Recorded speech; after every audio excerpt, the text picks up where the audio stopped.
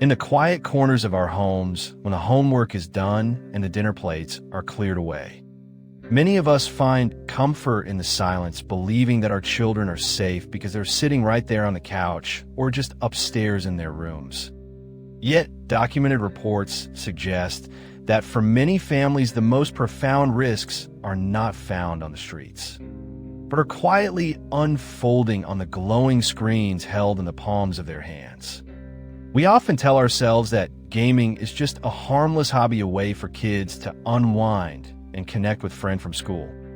But reports indicate that the digital landscapes of platforms like Roblox and Discord have evolved into something far more complex than simple games or chat rooms, becoming vast, unregulated ecosystems where the line between a friend and a predator is often intentionally blurred.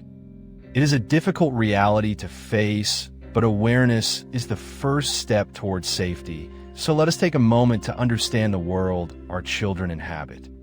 Not to create panic, but to foster the kind of understanding that protects. The story usually does not begin with a threat or a scary encounter. In fact, it almost always begins with a compliment or shared interest in a game that your child loves. And this is where the real danger often does not look dangerous at first. Platforms like Discord were originally designed to help gamers coordinate while playing, but they have transformed into massive social hubs, where users can join servers dedicated to anything from anime to coding to specific video games. Within these servers are hierarchies and roles where moderators and administrators hold power and influence. And according to safety advocates, it is often this dynamic of power that can be exploited. A child joining a new community is looking for acceptance and belonging. They want to be good at the game. They want to be recognized by the group, and they want to feel like they are part of something special. When an older user who seems knowledgeable and cool takes an interest in them, it can feel like a validation of their maturity. Reports from families who have navigated these difficult situations often describe a slow and methodical process where trust is built over weeks or even months. It is rarely a sudden event. The person on the other end of the screen does not present themselves as a stranger. They present themselves as a mentor, a teammate, or a confidant who understands the child in a way that parents and teachers do not. This phase of the interaction is often referred to as grooming, though in a moment it simply feels like friendship to the child.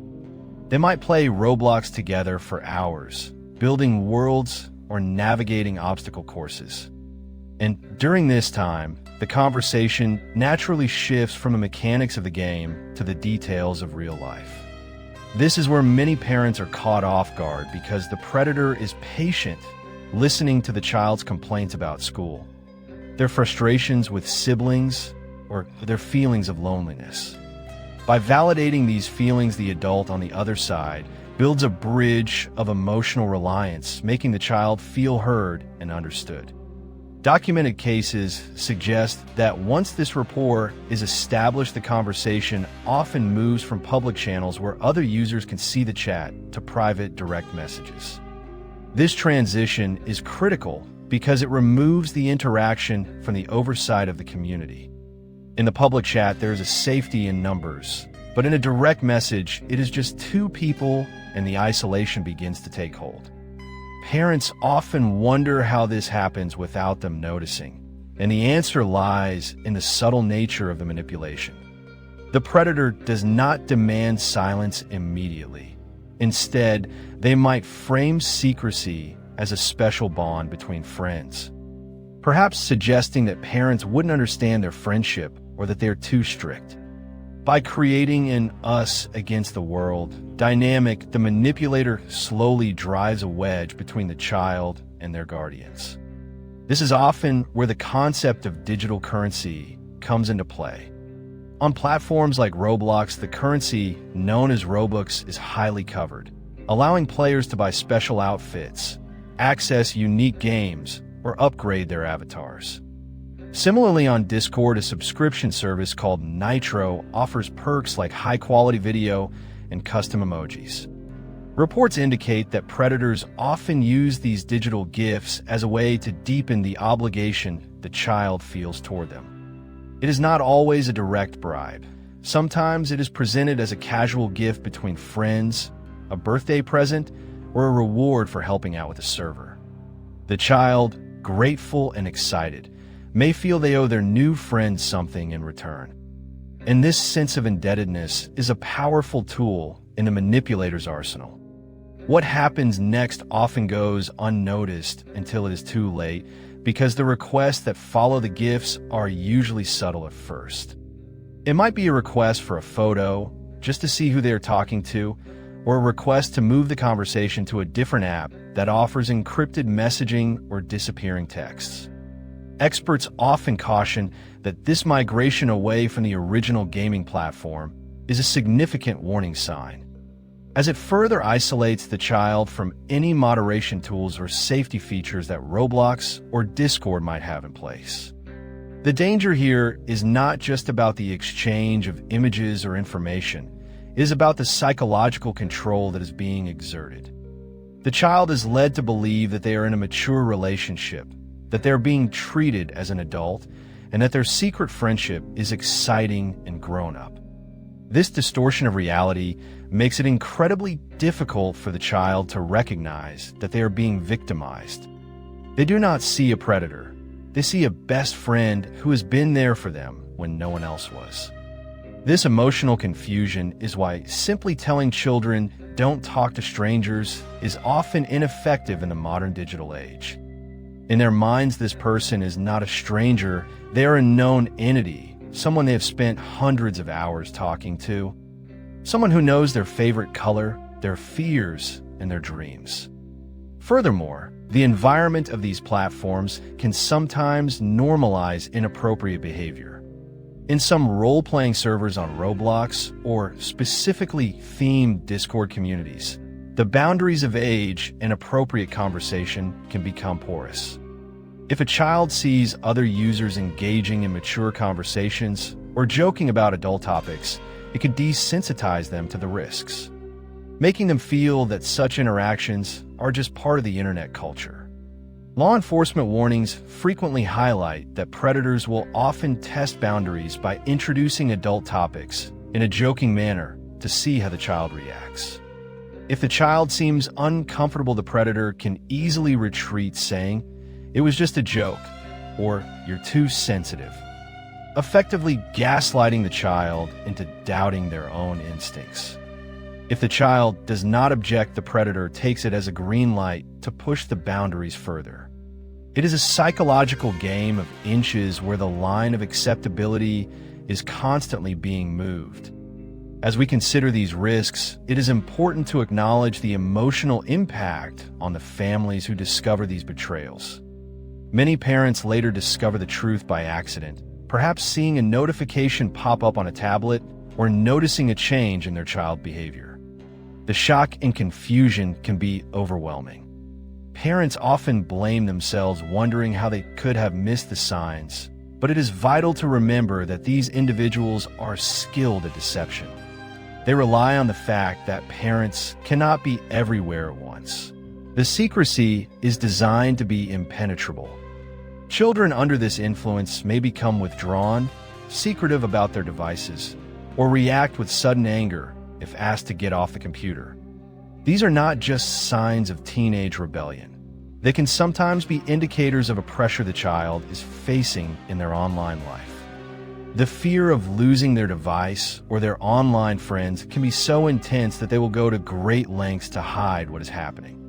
This is why experts emphasize that taking away devices as a punishment for confessing online trouble can sometimes backfire, as it reinforces the child's fear that coming forward will only lead to negative consequences. Instead, fostering an environment where a child feels safe to say something weird happened without fear of losing their digital lifeline is crucial. We must also look at the technical reality of these platforms. Discord, for instance, allows for the creation of servers that are invitation only, meaning they cannot be found via search. These hidden spaces can operate with virtually no oversight, creating echo chambers where harmful behaviors are normalized. While Discord has trust and safety teams and automated systems to detect abuse, the sheer volume of messages and the privacy of direct communications mean that much can slip through the cracks. Similarly, Roblox hosts millions of user-created games. While the platform has strict filters for chat, motivated individuals often find ways to bypass these filters using slang, misspellings, or by moving the chat to a third-party application like Discord immediately. This cross-platform movement is a standard pattern that awareness can help disrupt. Documented reports suggest that when parents understand these mechanics, they are better equipped to have meaningful conversations with their children. It is not about banning video games or forbidding social interaction, which can lead to social isolation for the child, but rather about equipping them with the critical thinking skills to recognize manipulation. It is about asking questions like, who is the admin of that server? Or why did that person give you that item, in a curious rather than accusatory way. We have to remember that for the younger generation, their online identity is as real and important to them as their offline identity. When that identity is threatened or manipulated, the trauma is real. Recovering from these experiences takes time, patience, and often professional support. It is a heavy burden for a family to carry, which is why prevention and early detection are so vital. We must teach our children that true friends do not ask them to keep secrets from their parents, that true friends do not ask for private photos, and that no one online has the right to make them feel uncomfortable or guilty. As we navigate this digital age together, the most powerful tool we have is an open line of communication. It is the steady, non-judgmental presence of a parent that can often break the spell of a predator. By showing an interest in the games they play and the people they talk to, not as an investigator, but as a participant in their world, we reduce the gap where secrets can hide. We need to normalize talking about online safety just as we talk about looking both ways before crossing the street.